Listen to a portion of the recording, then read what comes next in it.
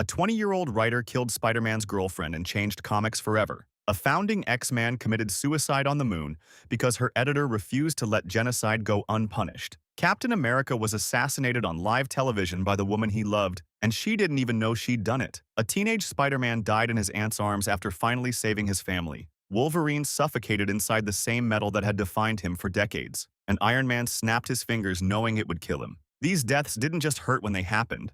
They still hurt now, and each one changed Marvel forever. Gwen Stacy. Before June 1973, superheroes didn't let their girlfriends die. That was the unwritten rule. Lois Lane got kidnapped constantly, but Superman always caught her. Love interests existed to be rescued, the hero saved the day, and the status quo continued. Then Jerry Conway killed Gwen Stacy, and superhero comics were never the same. To understand why this death mattered, you have to understand that Conway was 20 years old when he wrote it. He'd inherited Spider-Man from Stan Lee and wanted to prove his version of the book had real consequences. The original plan was to kill Aunt May, but penciler John Romita argued that May was too important to Peter's double life. If someone had to die, it should be Gwen or Mary Jane.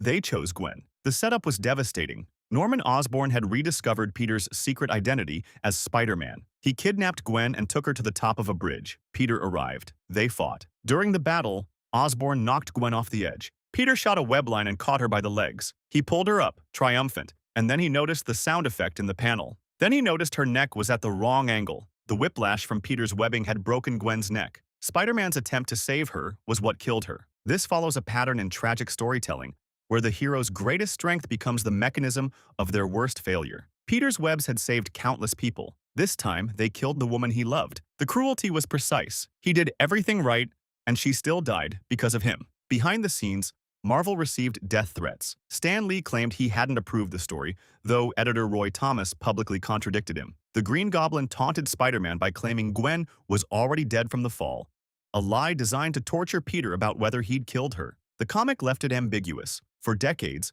fans debated which death was real. The guilt was permanent. Gwen's death ended the Silver Age of comics and proved that superhero stories could have genuine consequences. Every dark turn the genre has taken since, every dead Robin, every snapped neck, every hero who couldn't save everyone, traces back to that moment on the bridge. She stayed dead for over 50 years. Spider-Gwen is a separate alternate universe character. The original Gwen's death remains the load-bearing tragedy of Spider-Man's entire existence. And it still works because it asks a question Peter can never answer. Did he save her? Or did he kill her? Jean Grey. Jean Grey didn't just die in 1980. She committed suicide on the moon to save the universe from herself. And the reason it happened reveals how editorial mandates can create storytelling masterpieces. The Dark Phoenix saga remains the most celebrated X-Men story ever told. Writer Chris Claremont and artist John Byrne spent months transforming Jean from the team's token female telepath into something cosmic and terrifying. The Phoenix Force had resurrected her after a shuttle crash. At first, it made her powerful. Then it made her hungry. Dark Phoenix consumed an entire star, incinerating 5 billion inhabitants of a planet called Debari. An entire civilization, gone, because Jean Grey needed energy. To understand why Jean had to die, you have to understand the decision editor-in-chief Jim Shooter made when he read the script. Claremont's original plan was for Jean to be depowered and imprisoned by the alien Shi'ar Empire. Shooter said no, you can't commit genocide and walk away. Jean had to die. According to Claremont, he suggested suicide in frustration, thinking Marvel would never let him kill a founding X-Man. Shooter called his bluff. The death stayed. This follows a pattern in how editorial constraints sometimes produce better stories than creative freedom would have. Claremont was forced to find a death that felt earned rather than imposed. And what he created became the template for every meaningful superhero death that followed. The final battle took place on the blue area of the moon. The X-Men fought the Shi'ar Imperial Guard in trial by combat, defending Jean's right to live. Wolverine, Storm, Colossus, Nightcrawler, they threw everything at the Empire's champions. They lost. When Cyclops was struck down, Jean's panic shattered Xavier's psychic restraints, and Dark Phoenix emerged again. Faced with the certainty that she'd kill billions more, Jean ran. Scott followed. She told him she could barely control the Phoenix, that there was no choice but for it, and her, to die. Then she activated an ancient Kree weapon and incinerated herself while Scott watched helplessly. Her final word was his name. The Watcher, observing from above, noted that Jean's capacity for self-sacrifice made humanity virtually unique in the cosmos. The X-Men had won against impossible odds, Saved Jean from corruption, done everything right, and she still died. Love wasn't enough. Jean came back eventually because this is comics. But that death in 1980 established the X-Men as a book where anything could happen. The Dark Phoenix saga sold millions of copies and made the X-Men Marvel's best-selling franchise. And it taught an entire generation of readers that sometimes heroes can't be saved, not even from themselves. Captain America. Captain America was assassinated on live television in 2007, and newspapers reported it like he was real. This wasn't a cosmic event or alien invasion. Steve Rogers was shot by a sniper while walking up courthouse steps in handcuffs. No heroic sacrifice.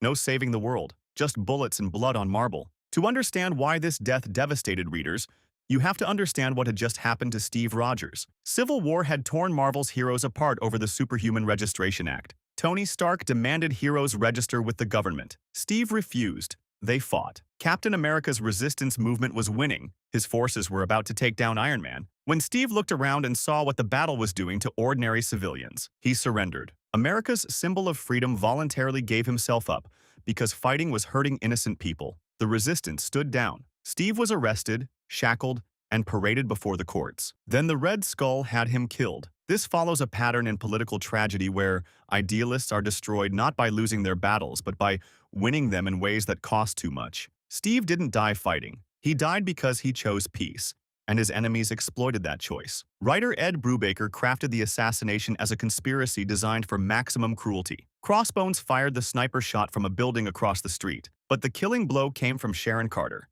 Steve's girlfriend, brainwashed by Dr. Faustus into pulling the trigger without knowing what she was doing. Steve died looking into the eyes of the woman he loved while she murdered him. She didn't know she'd done it until later, when the trigger phrase unlocked her suppressed memories. Behind the scenes, Captain America #25 became the highest-selling comic of March 2007. ABC News covered the death. The New York Times ran an obituary. People who hadn't read comics in decades bought copies because the symbol of America had died. And the way he died felt less like a superhero story and more like a political assassination. Sharon Carter discovered she'd killed the man she loved, and that she was carrying his child. Tony Stark, who many fans blamed for the Civil War that led to Steve's arrest, spent months hunting the assassins while drowning in guilt. Bucky Barnes took up the shield. Steve came back eventually because this is comics. But for 2 years, Captain America stayed dead, and his death asked a question America keeps failing to answer. What happens when idealism meets a system designed to destroy it?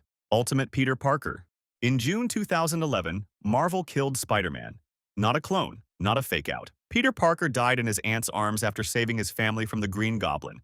And the death stuck, because the Ultimate Universe played by different rules. To understand why this death worked, you have to understand what writer Brian Michael Bendis had built over 11 years. The Ultimate Universe launched in 2000 as Marvel's fresh start continuity, modernized versions of classic stories without decades of baggage. Ultimate Spider-Man became the flagship title, and Bendis wrote Peter Parker as a genuine teenager. Awkward, funny, constantly in over his head. Readers watched him grow up. Then Bendis killed him. The death of Spider-Man began with Peter taking a bullet meant for Captain America during a battle. Wounded, but still fighting, he went home to Queens and found Norman Osborn and the Sinister Six waiting for him. They'd come to finish what the Green Goblin started. What followed was designed to break readers' hearts. Peter fought them all, injured, bleeding, running on nothing but determination. He beat Electro. He beat Sandman. He beat Kraven and Vulture. Then Norman Osborn transformed into the Green Goblin one final time. The battle destroyed Peter's house.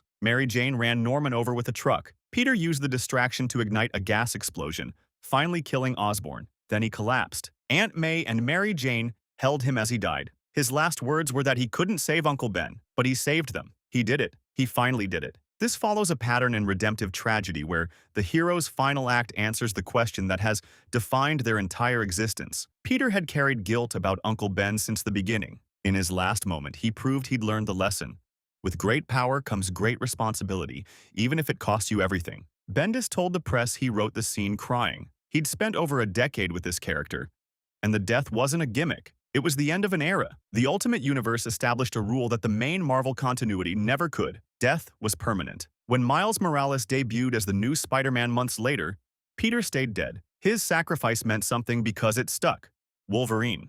Logan spent over a century trying to die. In 2014, he finally got his wish, suffocating inside the same metal that had defined him for decades. To understand why this death hit so hard, You have to understand what Wolverine's healing factor represented. This was the character who survived Weapon X's adamantium bonding procedure, the character who'd been run over by steamrollers, blown up, and burned to a skeleton. He always came back. The healing factor made him functionally immortal, and it made readers assume he always would be. Then a virus neutralized his mutation, and for the first time since the 19th century, Wolverine was mortal. Writer Charles Soule structured the death of Wolverine as a farewell tour. Logan visited old friends. He confronted old enemies. He made peace with the fact that every fight could be his last. Without the healing factor, who was he? The answer came when he tracked down Abraham Cornelius, the scientist running an illegal adamantium bonding facility. Cornelius was creating more Weapon X subjects. More victims like Logan had been decades ago. Test subjects were being bonded with adamantium against their will. Logan could have escaped. He could have let someone else handle it. Instead, he freed the test subjects by slashing through the adamantium containment tubes. The liquid metal sprayed across him. It began to harden. Wolverine suffocated encased in the substance that had defined his existence. This follows a pattern in poetic tragedy, where the hero is destroyed by the thing that made them who they are. The adamantium was Wolverine's strength and his curse. It had been forced on him against his will, and in the end, it killed him while he was saving others from the same fate. His final image was a statue, frozen in a pose of defiance, watching the sunset. Marvel kept Wolverine dead for 4 years. X-23, his clone, took the name. Old Man Logan filled the void, but the original stayed gone until 2018, and his death proved something the healing factor had always obscured. Wolverine wasn't immortal because his body wouldn't let him die. He was immortal because he refused to stop fighting. Taking that away forced readers to imagine a world without him. For 4 years, that world existed. Tony Stark. Everyone knew Tony Stark was going to die in Avengers Endgame. That didn't make it hurt less. To understand why this death devastated audiences worldwide, you have to understand what the MCU had spent 11 years building. Tony Stark launched the franchise, a billionaire arms dealer who became Iron Man, who became an Avenger, who became the architect of every major initiative from Ultron to the Accords. Robert Downey Jr. was the foundation the entire cinematic universe was built on. 23 films, billions of dollars, all anchored by a recovering addict in a metal suit. Thanos had won. Half the universe was dust. The surviving Avengers traveled through time, gathered the Infinity Stones, and brought everyone back. But Thanos followed them to the present. The final battle seemed hopeless. Even with Captain America wielding Mjolnir, even with every dead hero returning through the portals. Then Tony did what Tony always did. He built something. When Thanos reached for the gauntlet, he found the stones missing. Tony had transferred them to his own suit using nanotech. He looked at the Mad Titan, said 3 words, and snapped his fingers. Thanos and his army turned to ash, and the energy surge killed Tony Stark. This follows a pattern in sacrificial storytelling, where the hero's final act must answer the question that defined their journey. Captain America asked Tony years earlier if he was the kind of man who would make the sacrifice play. Tony spent 11 years proving he was. His final moment was Pepper telling him he could rest after 11 years of anxiety, of trying to protect everyone, of building suits and plans because he was terrified of what he couldn't control. Tony finally let go. Peter Parker cried over his body. Happy Hogan comforted Peter by talking about cheeseburgers because that's what Tony would have wanted. Behind the scenes, theater audiences around the world cheered and sobbed simultaneously. The MCU had killed characters before,